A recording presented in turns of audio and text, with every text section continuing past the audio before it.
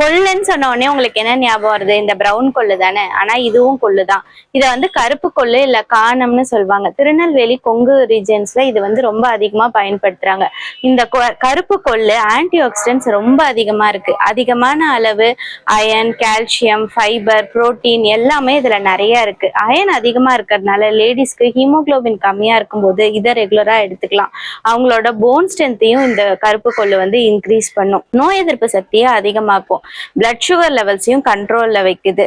நம்மளோட கெட்ட கொழுப்பை கரைக்க தன்மை வந்து இந்த கொள்ளுக்கு இருக்கு. அதனால வெயிட் லாஸ்க்கு ரொம்பவே நல்லது. இந்த கொள்ளை நீங்க வந்து ரெகுலரா கொள்ளு கடையலாவோ இல்ல முளைக்கட்டியோ இல்ல சுண்டல் மாதிரியோ இல்ல கொள்ளு ரசம் மாதிரி பண்ணியோ சூப்போ அந்த மாதிரி கூட நீங்க வந்து ரெகுலரா எடுத்துக்கலாம். கண்டிப்பா ட்ரை பண்ணி பாருங்க. இந்த மாதிரி ஒரு மழை குளிர் காலங்கள்ல இந்த கொள்ளு சாப்பிட்றதுனால நமக்கு சளி, இருமல், ஃபீவர் இதெல்லாம் கூட கண்ட்ரோல் பண்ணும். நம்ம உடம்ப வார்மா வச்சுக்கவும் பயன்படும். நன்றி.